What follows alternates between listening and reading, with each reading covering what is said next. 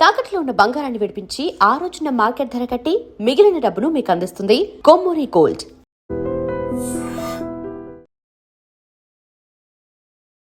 నమస్కారం, మీరు చూస్తుంది ఐ డ్రీమ్. నేను మీ కీర్తి. ఇవాళ నాతో పాటు ఉన్నారు జ్యోతిష రత్న జ్యోతిష చక్రవైభవ డాక్టర్ రాళ్లపల్లి రవికుమార్ గారు. నమస్తే గురుగారు. నమస్కారం. ఇక కర్కాటక రాశి అండి. తప్పకుండా ఈ రాశిలోనే గురువు ఎంటర్ అవుతున్నారు కాబట్టి చాలా చాలా స్పెక్యులేషన్ ఉన్నాయి ఈ రాశి మీద. సో ఏం చెప్తారు? తప్పకుండా అండి. కర్కాటక రాశి అనగానే మనకి పునర్వసు 4వ పాదం, పుష్యమి 4 పాదాలు, ఆశ్లేష 4 పాదాలు.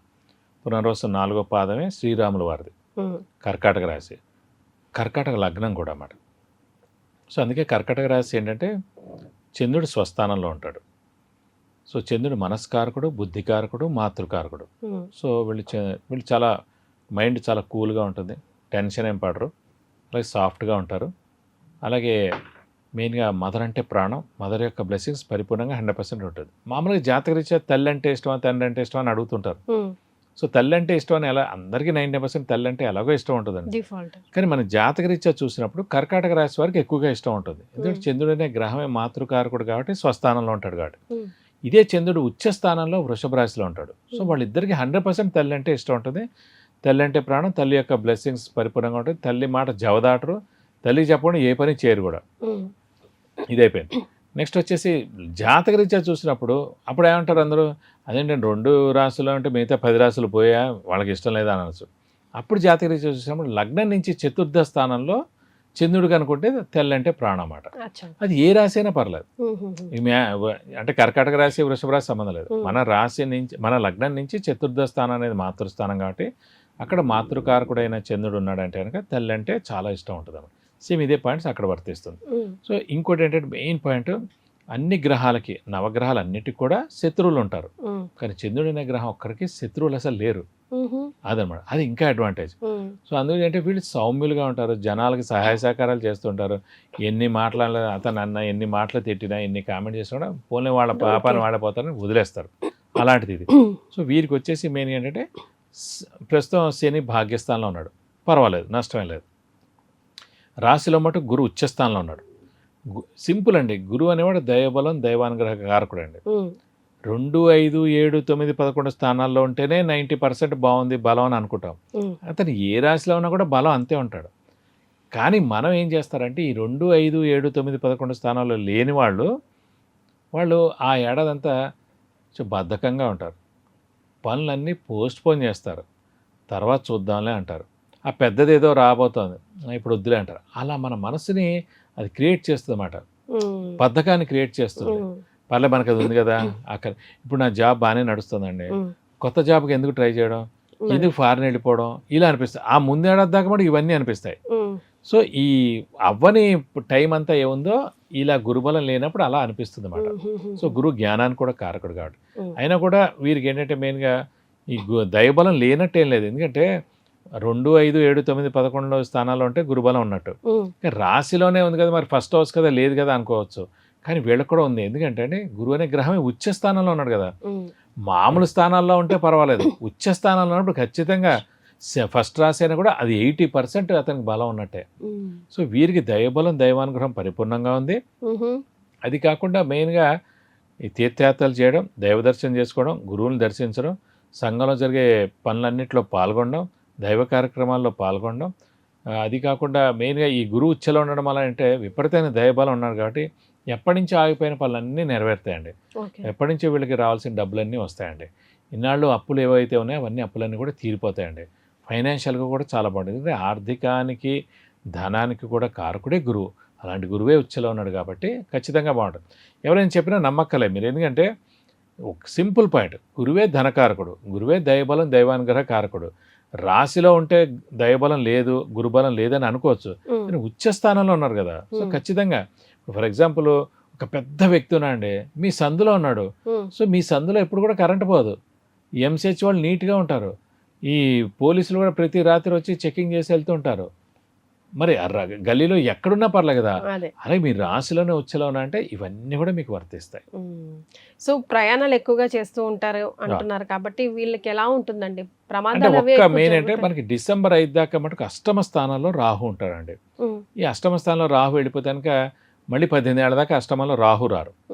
అంటే 9 ఏళ్ల తర్వాత అష్టమంలో కేతు రావచ్చు. కేతుతో అష్టమ స్థానంలో ఉంటే కనుక నష్టం లేదు. రాహు ఏంటంటే మెయిన్గా యాక్సిడెంట్స్ కారకుడు. అష్టమ స్థానం అనేది యాక్సిడెంట్స్ కారక ప్లేస్ అండి. సో కారక ప్లేసు, కారక స్థానం అయిన రాహు అక్కడ ఉన్నాడు, కారక గ్రహం అయిన. సో అందుకే మన వెహికల్ చాలా జాగ్రత్తగా నడపాలి. సో ర్యాష్గా నడపకూడదు మెయిన్గా. ఇంకోటి ఏంటంటే మన వెహికల్ ఎవరికైనా ఇచ్చినా కూడా మన పేరు అది ఉంటుంది కాబట్టి దానికి కూడా యాక్సిడెంట్ జరగచ్చు. సో వెహికల్ కూడా ఎవరికి ఇవ్వకండి. దూర ప్రయాణాలు చేస్తున్నారు, డ్రైవర్ని పెట్టుకోండి.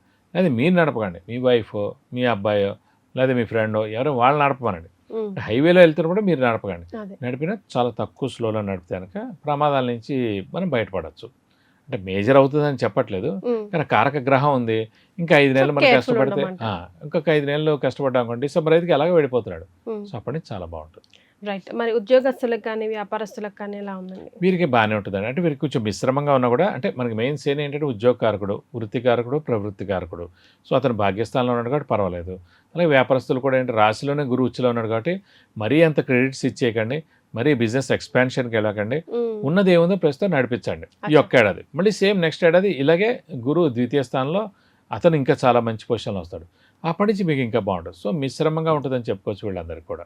రైట్. సో ఎలాంటి రెమెడీస్ సూచిస్తారండి కర్కాటక రాశి? ఈ ప్రస్తుతం ఏంటంటే గురువు బాగానే ఉన్నాడు, శని కూడా పర్వాలేదు, కానీ రాహు మటు కష్టమంలో ఉన్నాడు కాబట్టి ఖచ్చితంగా సుబ్రహ్మణ్య స్వామిని ఎక్కువగా పూజించాలి.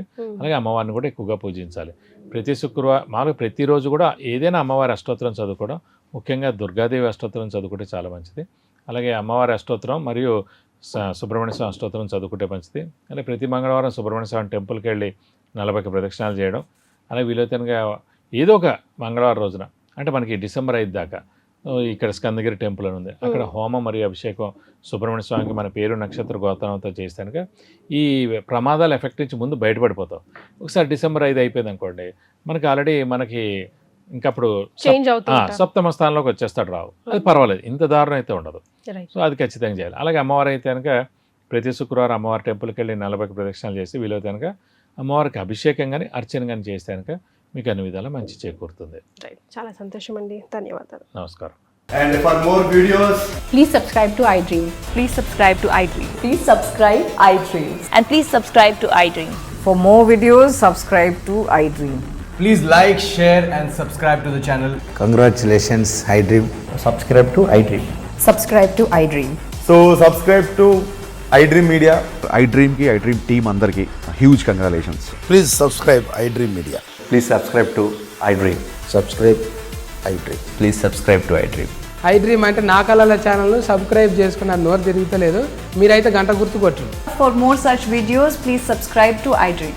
Subscribe to iDream. Please subscribe to iDream. Please subscribe iDream Media. Please do subscribe to iDream. Please subscribe to iDream Media. For best entertainment and information, please subscribe iDream. And don't forget to subscribe to iDream.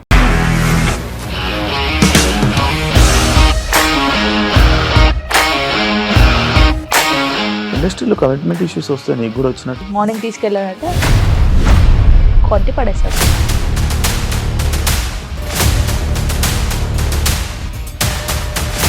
ఒక్కళ్ళు కూడా చూడలేదు ఈ cinema అని చెప్పడానికి కూడా చాలా ధైర్యం కావాలి. అది నిజం కదా, దాంట్లో ధైర్యం ఏంటి? నెక్స్ట్ డే ప్లేట్ మార్చేస్తే తప్పు కదా. As of now we are comfortable this అని నేను అనుకుంటున్నాను. రష్మిక గారిది మీది ఒకే ఊరు అంట కదా. నీకు కోపం వచ్చిందంటే బాగా తిట్టేత్తరా? తిట్టేద్దామండి.